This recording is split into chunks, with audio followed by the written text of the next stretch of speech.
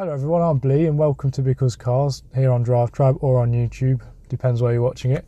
In this video I am hopefully going to show you what makes a good driving road. Well, I say what makes a good driving road.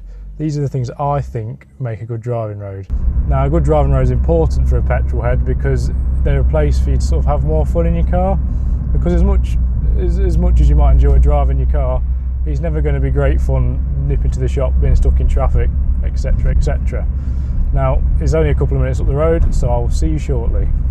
So, first things first, speed limit is 60. Now in England, that is the fastest you'll be able to go on a road like this.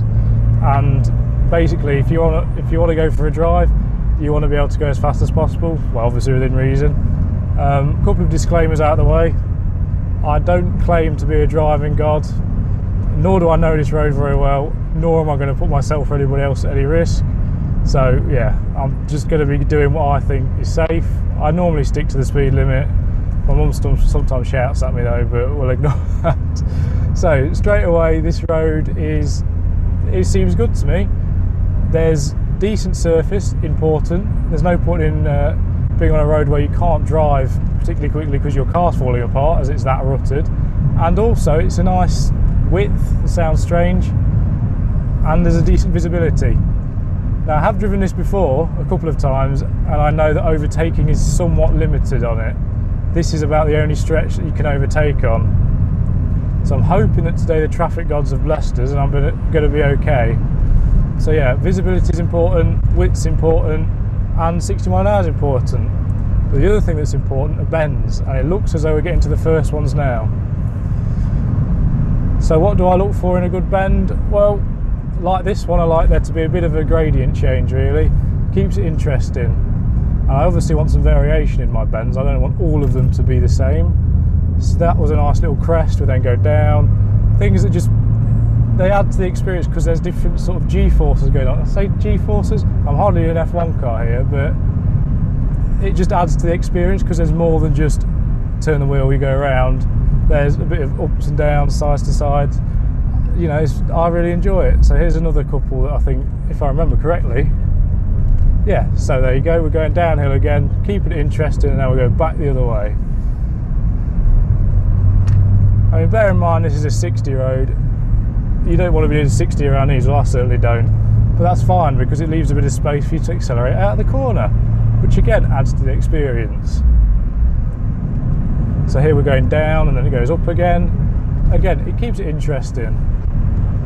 There's nothing worse than a big flat straight piece of road. As much fun as it could be to go really fast on it, I don't think it makes for a very entertaining drive. I mean, especially not in my car, because this is built for these sort of little narrow roads. Again, another sort of variation here, very sort of shallow bends, but still keeps it interesting. Now, another thing that I find very important on roads like this is forward visibility. Bends are all well and good, but if you can't see around them, you can't do much. And like here, you know, I don't want to go around here too fast because I can't see what's there. I don't want to go into the back of a tractor that might be waiting for me. But so far, this is, apart from a slight lack of visibility at some of these corners, this is shaping up to be a really nice little road for me to blast down. Although I have just seen that there's a car in front and that may put an end to all of what I've just said.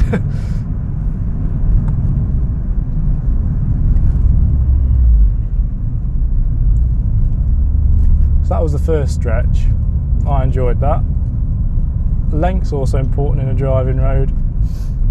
There's no point in having a road that you enjoy driving down if it's like a minute long, because you just get into it and then it ends.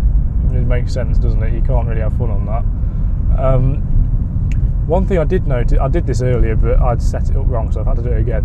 One thing that happened earlier was I was stuck behind people doing 40 mile an hour everywhere, basically. So I'd be doing 40 mile an hour behind them in these 60 sections, and then we'd come into a little village a bit like this where it's a 30, I'm doing 30 now, and they got away from me because they're maintaining their speed. And that is very common in this country, and it drives me around the bend. But anyway, the road's opening up again, so let's see what else there is to find on this piece of road.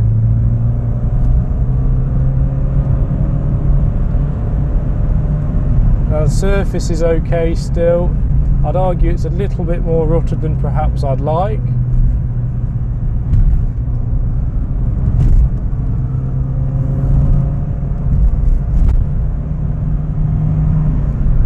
And as I mentioned, the 40 mile an hour everywhere gang, we have now caught up with them, and they are indeed doing about 40 mile an hour, a little bit below.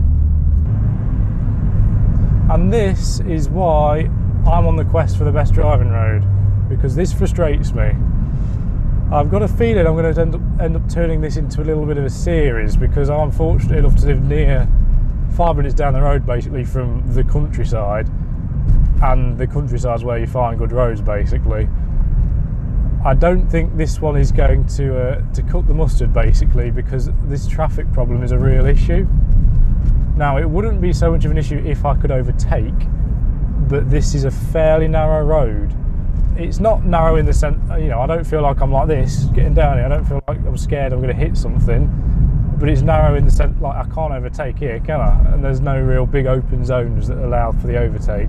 So that's what really lets this road down. So I'm now making my way back to the house.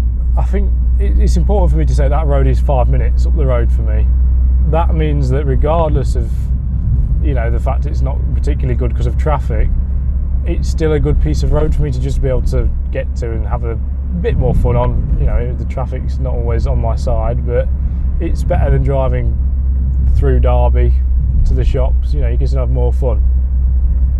So with that being said, I'd like to thank you all for watching, and if you would comment below and let me know what you look for in a good driving road. What makes you smile when you're driving? I understand if I had a 500 horsepower muscle car, I probably wouldn't be on a road like that, because I'm in a very small old French hot hatch, which is almost designed for B roads like that. So let me know what you look for. Also, let me know the names of some of these roads, and maybe if I can turn this into some sort of series, I might try and investigate some of these roads, and maybe, I don't know, see where it goes from there. So yeah, please follow me, please bump, please comment, please check out my social medias. Thank you for watching, and I'll see you soon.